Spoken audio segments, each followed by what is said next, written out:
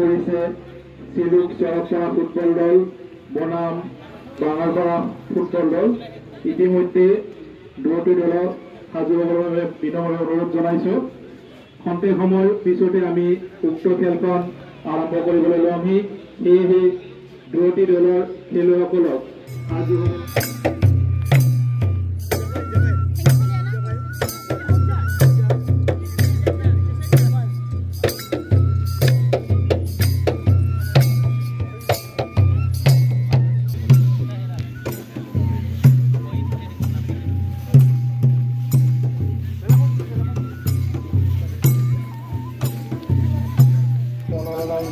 জনাদেশী সমষ্টিৰ সন্মানীয় বিধায়ক মহোদয় মাননীয় শ্ৰীযুত যাদৱ চৰবাবুৱে ইতিমধ্যে আমাৰ মাজত উপস্থিত হৈছেহি আৰু তেখেতে আমাৰ খেলখন উদ্বোধন কৰাৰ বাবে আগবঢ়া নিবৰ বাবে আমি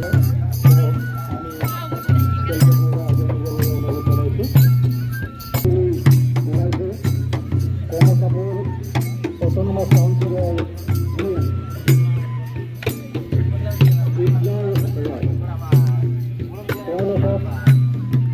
আমাৰ খেলপথাৰত আগুৱাই নিবৰ কাৰণে গাঁও প্ৰধান ক্লাবৰ সদস্যসকলক অনুৰোধ জনোৱা হ'ল।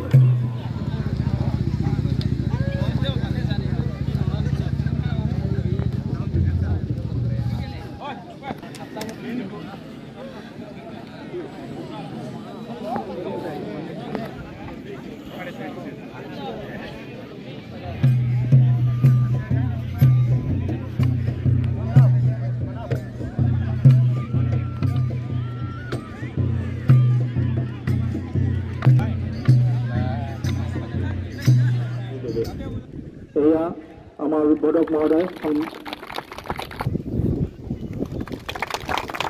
এতিয়া আমি এইখিনি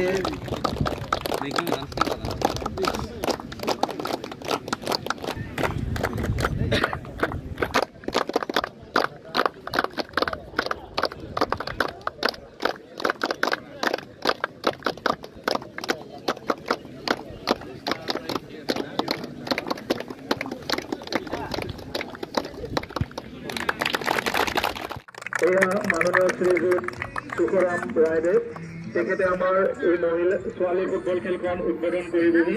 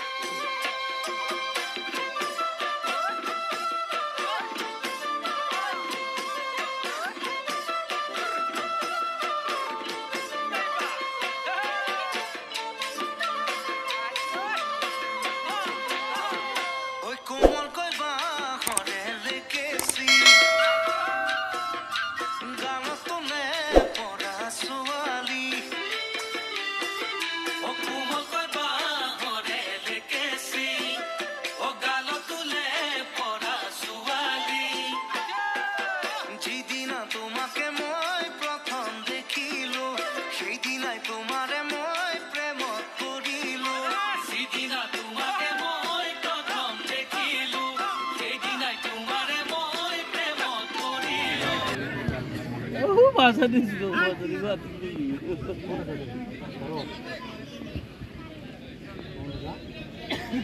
আৰু ইয়াৰ পিছতে আছে আমাৰ খাৰা সিনিয়ৰ ডিস্ট্ৰিক্ট স্কুলৰ প্ৰধান শিক্ষক মাননীয় শ্ৰীযুত যাদৱ কলিতা।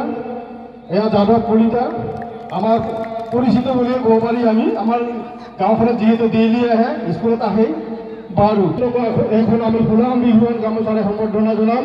তেওঁ হৈছে অনুৰোধ জনাইছোঁ।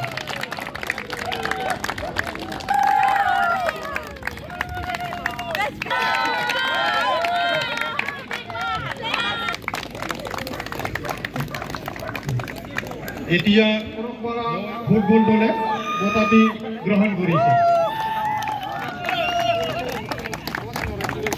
যোৱা 22 তাৰিখৰ পৰাই আমি অম্বুবাচী উপলক্ষে ষ্টাৰ 11 ক্লাবৰ উদ্যোগত আন্তঃগাঁও প্ৰাইজ মানি ফুটবল খেলত অনুষ্ঠিত কৰিছিলোঁ আৰু সেই খেলখনত সৰ্বমুঠ 16টা টিমে অংশগ্ৰহণ কৰি আজি চূড়ান্ত খেলখন অনুষ্ঠিত হৈ গ'ল আৰু এই চূড়ান্ত খেলখনত উপনীত হোৱা দল দুটি হ'ল চিলুক চৰকপাৰা দল আৰু বাঙালপাৰা দৰংগিৰি দল।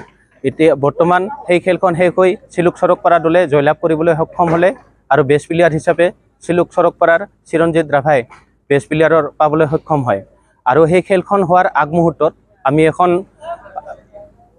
ছোৱালীৰ খেল অনুষ্ঠিত কৰিছিলোঁ আৰু সেই খেলখনত অংশগ্ৰহণ কৰিছিলে ষ্টাৰ 11 ক্লাব আৰু গোৱালপাৰা ক্লাব আৰু সেই গোৱালপাৰা ক্লাবে ছোৱালীৰ খেলখনত জয়লাভ হ'বলৈ সক্ষম হয়। এইখিনিতে মই ক'ব খোজোঁ, যিসকল দাতাই আমাক এই খেলখন চলাই নিয়াত দান বৰঙণি দি সহায় কৰিলে তেওঁলোকক মই আন্তৰিক আৰু ধন্যবাদ জ্ঞাপন কৰিছোঁ মোৰ আৰু কমিটিৰ তৰফৰ লগতে সংগতি ৰাখি আজি সন্ধিয়া আমি ঠিক 7 বজাৰ লগে লগে এক সাংস্কৃতিক সন্ধিয়াৰ আয়োজন কৰিছোঁ আৰু এই সাংস্কৃতিক সন্ধিয়াত গীত পৰিৱেশন কৰিব মৰমী শৰ্মা, লগত থাকিব জেনাট আৰু লাচিত জাইফলং। গতিকে সমূহ ৰাইজৰ উপস্থিতি আৰু সহায় সহযোগিতা আমি উদযাপন সমিতিৰ তৰফৰ পৰা আন্তৰিকতাৰে কামনা কৰিছোঁ। ধন্যবাদ।